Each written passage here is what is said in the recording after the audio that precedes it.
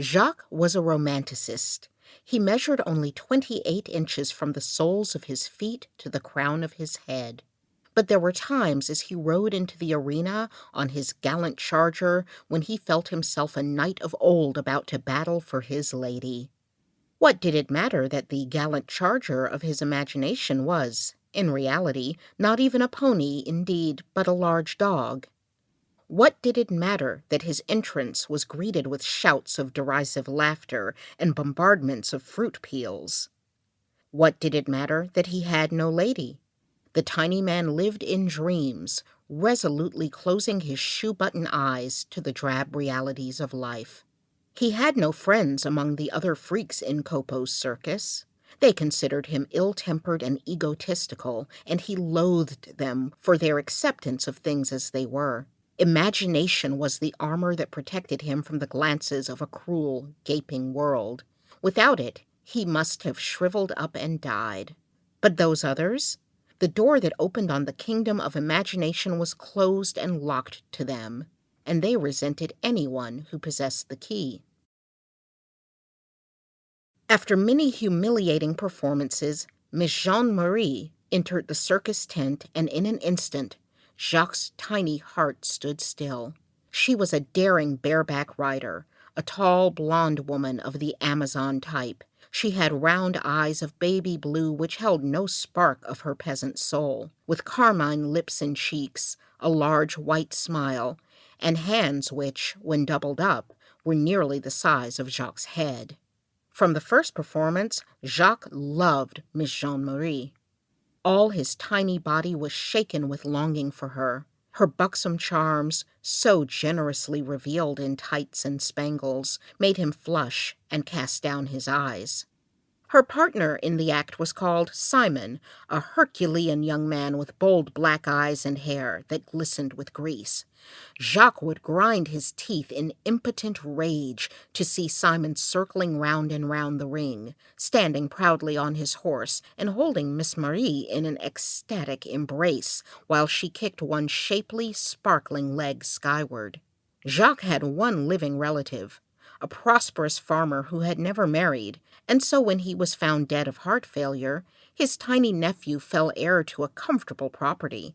He made immediate plans to leave the circus and retire. That evening, as Miss Jean-Marie was changing her costume after the performance, a light tap sounded on the door. "Enter?" she called, believing it to be Simon, who had promised to take her for a glass of wine to wash the sawdust down her throat. The door swung slowly open, and in stepped Jacques, proud and upright, in fine silks and laces, with a tiny gold-hilted sword at his hip. Up he came, his shoe-button eyes all a-glitter to see the more than partially revealed charms of his robust lady. Down on one knee he went, and pressed his lips to her red-slippered foot. "Oh, most beautiful lady," he cried, in a voice as shrill as a pin scratching glass. "Will you not take mercy on a man so hungry for your smiles, starving for your lips?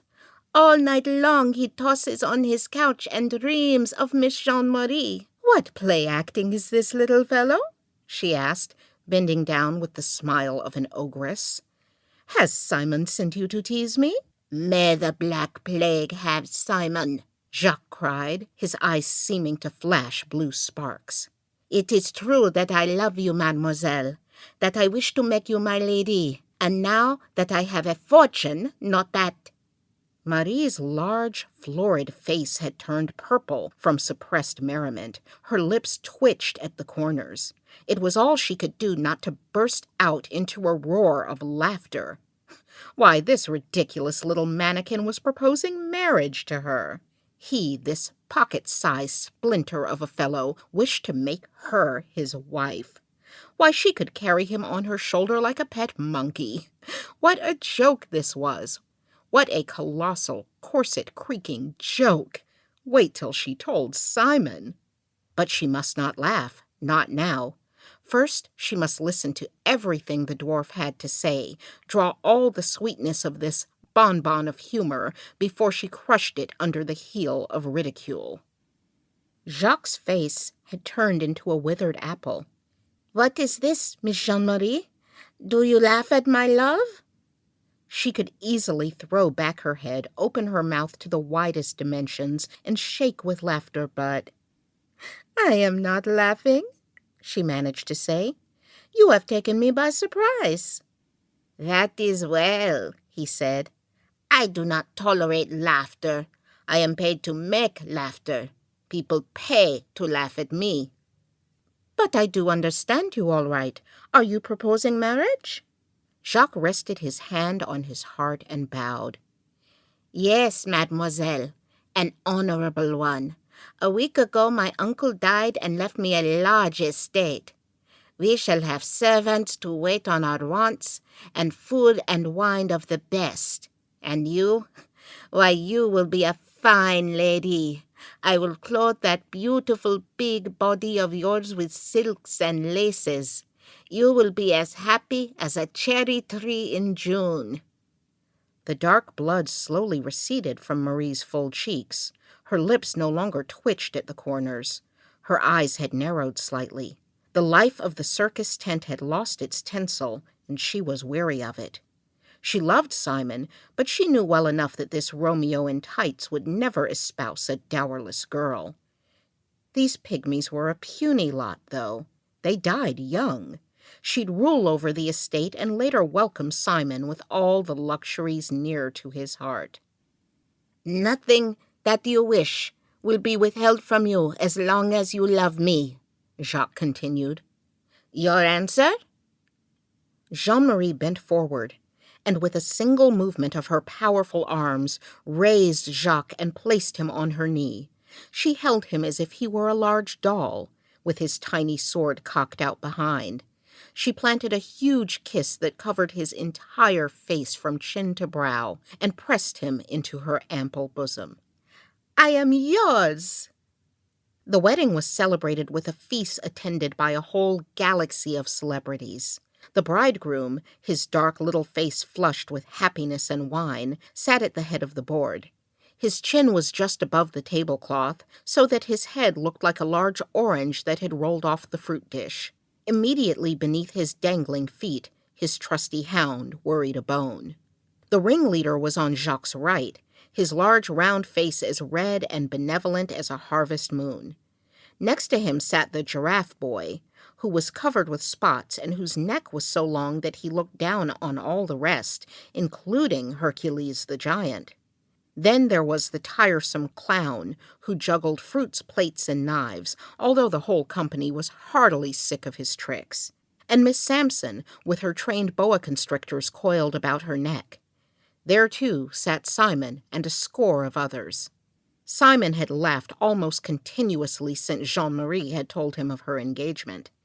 Now he sat next to her in his crimson tights. His black hair was so glistened with grease that it reflected the lights overhead like a polished helmet. "Are you sure you will not forget me, Simon?" Marie whispered. "It may be some time before I can get the little ape's money." "Forget you, Jean," he muttered. "By all the dancing devils in Champagne, never! I grind my teeth to think of you in his arms. I will wait patiently until you have fed that mouse some poisoned cheese." The bride smiled and regarded her husband with an appraising glance. Jacques was far gone in intoxication. His tiny face was suffused with blood, and he stared at Simon Lafleur belligerently. "Ah," said Jean-Marie, "that little ape turns my stomach." "Should he maltreat you," Simon whispered, "do not forget that you have a protector in me." "You clown!" Jean-Marie rolled her large eyes roguishly and laid her hand on his knee. "I could crack his skull between my finger and thumb like a hickory nut." She paused to illustrate her example, and then added reflectively, "And perhaps I shall do that very thing." By now the wedding guests were beginning to show the effects of their potations.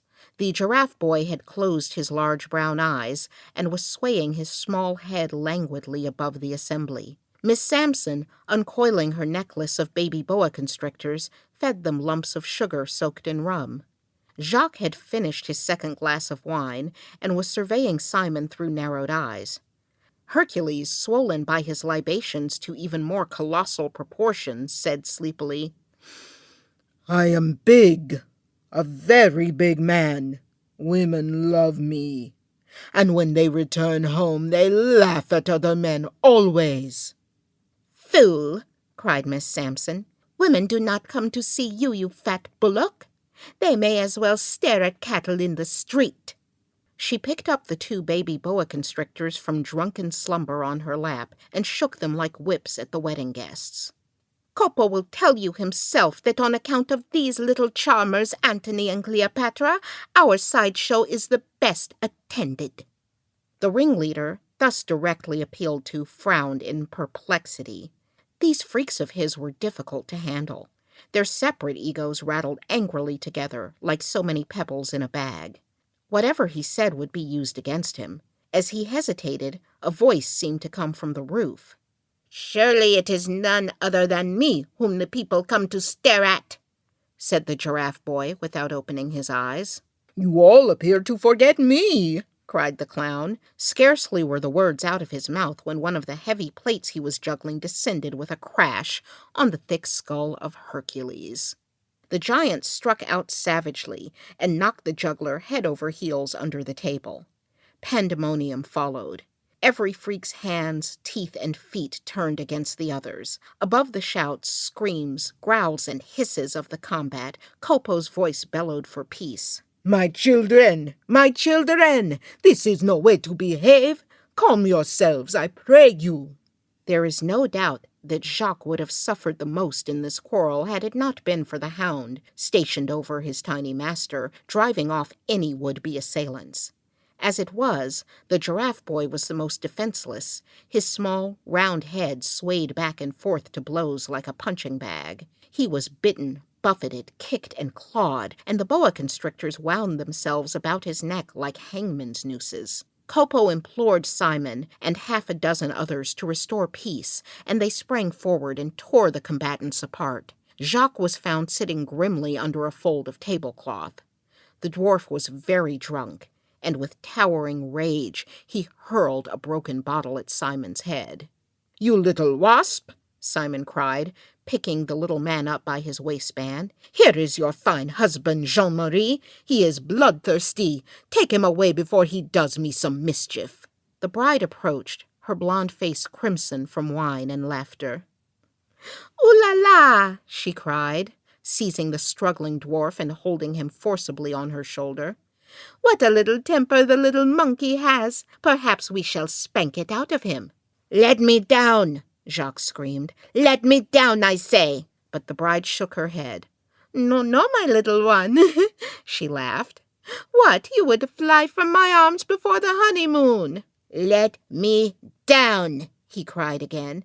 "Can't you see that they are laughing at me?" "And why should they not laugh? Let them if they will. But I will not put you down. No, I will carry you thus, perched on my shoulder, to the farm." "But the farm is quite a distance from here," said Simon. "You are strong as an ox, but still I'd wager a bottle of Burgundy that you set him down by the roadside." "Done, Simon!" the bride cried, with a flash of her strong white teeth. "You shall lose your wager, for I swear that I could carry my little ape from one end of France to the other." Jacques now sat bolt upright on his bride's broad shoulder. From the flaming peaks of blind passion, he had fallen into an abyss of cold fury. His love was dead, but some alien emotion was rearing an evil head from its ashes. "Come!" cried the bride suddenly. "I am off." A year rolled by, and the circus returned to town. For more than a week, the country people had flocked to the sideshow. Simon sat in his lodgings in nothing but red tights. His powerful torso, stripped to the waist, glistened with oil. He was kneading his biceps tenderly with some strong-smelling fluid. Suddenly, there came the sound of heavy, laborious footsteps on the stairs. Simon looked up. "Ah, Marcel," he told himself. "Or perhaps Rose, the English girl. Or yet again Francesca, though she walks more lightly." The footfalls came to a halt outside the door, and there was a timid knock. "Enter, mademoiselle," Simon called. The door swung slowly open and revealed the visitor. She was a tall, gaunt woman dressed like a peasant. The wind had blown her hair into her eyes. Now she raised a large, toil-worn hand, brushed it back across her forehead, and looked long and attentively at the rider. "Do you not remember me?" she said at length. Simon slowly shook his head. He had known so many women in his times. "You do not remember me," she said again. Simon once more shook his sleek black head. "I have a poor memory for faces, madame," he said politely. "Ah, but you should have remembered, Simon," the woman cried, a sob rising in her throat. "Do you not remember Jean-Marie?" "Jean-Marie?" the bareback rider cried. "Don't tell me that you—" He broke off and stared at her, open-mouthed. His sharp black eyes wandered from the wisps of wet, straggling hair down her gaunt person till they rested at last on her thick cowhide boots, crusted with mud from the countryside. "It is impossible," he said at last. "It is indeed Jean-Marie," the woman answered, "or what is left of her. There are no ignominies which he has not made me suffer." "To whom do you refer?" Simon demanded. "Surely you cannot mean that pocket edition husband of yours." "Ah, but I do, Simon. He has broken me." "He? That toothpick of a man!" the rider cried. "You said yourself you could crack his skull like a hickory nut." "So I thought once." "But I do not understand. Surely you could have slapped him into obedience." "Perhaps," she assented wearily. "Had it not been for that wolf dog of his, if I so much as answered his master back, he would show his teeth. Once, when I raised my hand to strike, he sprang at my throat and would have torn me limb from limb had the dwarf not called him off. I was a strong woman, but even then I was no match for a wolf." "There was poison, was there not?" Simon Lafleur suggested. "Ah, yes, I too thought of poison, but it was of no avail. The hound would eat nothing that I gave him, and the dwarf forced me to taste first all food placed before him and his dog. Unless I wished myself to die, there was no way of poisoning them." "My poor girl," Simon said pityingly. "Sit down and tell me everything. The last I saw, you were stalking homeward so triumphantly with your monkey on your shoulder." "It was for that very reason that I have suffered so cruelly," she said, seating herself on the only other chair the room afforded. "Do you remember how I boasted that I could carry him from one end of France to the other?"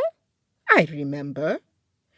"Well, each morning, rain or shine, we sully out of the house, he on my back and the wolf dog at my heels, and I tramp along the dusty roads till my knees tremble from fatigue.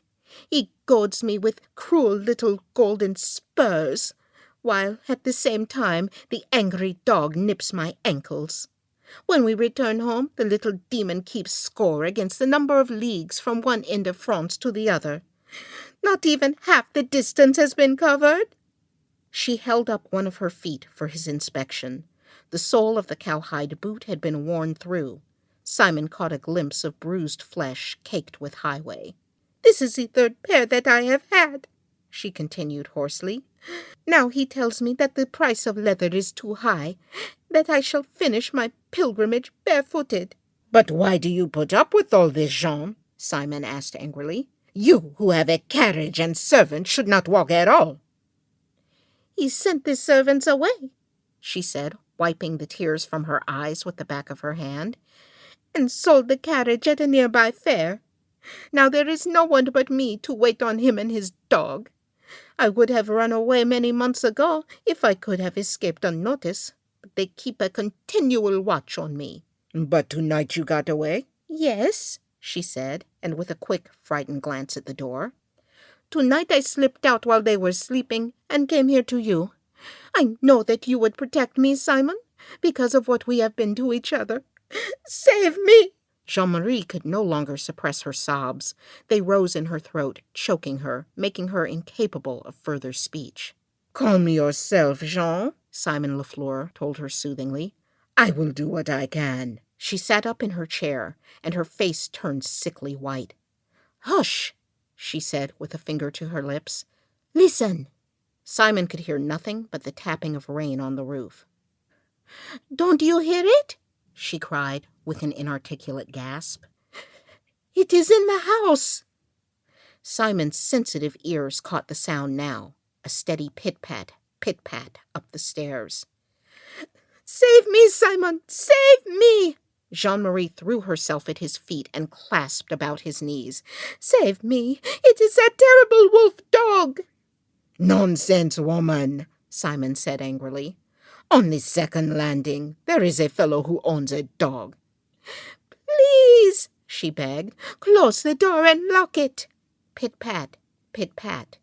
It was on the second landing. Pit-pat, pit-pat. Now it was in the corridor and coming fast. Pit-pat, pit-pat. All at once it stopped.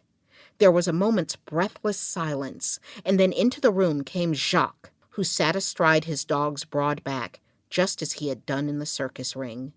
He held a tiny, drawn sword, his shoe-button eyes reflecting its steely glitter. The dwarf brought the dog to a halt in the middle of the room, and the stiff hair on its back rose up. "So, I find you with your lover," Jacques said at last. The beast showed his long white fangs hungrily, eyes glowing like live coals.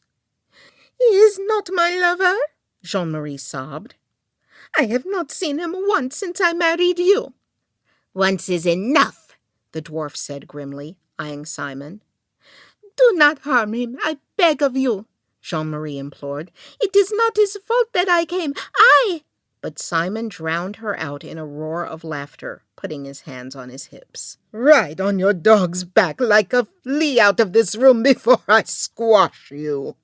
He paused, expanded his barrel-like chest, puffed out his cheeks, and blew a great breath at the dwarf. "Blow away, insect," he bellowed, "lest I put my heel on you." Jacques was unmoved. He sat very upright, his tiny sword resting on his tiny shoulder. "Are you done?" he said at last, when the bareback rider had run dry of invectives. "Very well, monsieur." On Jacques' word, the dog crouched and sprang at Simon, who was bowled over by the unexpected leap. The hound's clashing jaws closed on his right arm and crushed it to the bone. Jacques, still clinging to his dog's back, thrust the point of his tiny sword forward, and the wasp-like sting of his blade found a mortal spot. Simon shook with a convulsive tremor and rolled over onto his back. The circus Romeo was dead. Jacques dismounted and approached Jean-Marie. She was still crouching on the floor, her eyes closed, her head held tightly between both hands. The dwarf touched her on the broad shoulder which had so often carried him. "Madame," he said, "we can now return home." She rose to her feet, like a large trained animal at the word of command. "Do you wish to be carried?" she said between livid lips. "Ah, yes," he murmured. "Well, you are to be congratulated. You have covered nearly half the distance." "Nearly half the distance," she repeated in a lifeless voice. "Yes, madame," Jacques continued. He paused and then added reflectively, "It is truly remarkable how speedily one can ride the devil out of a woman with spurs."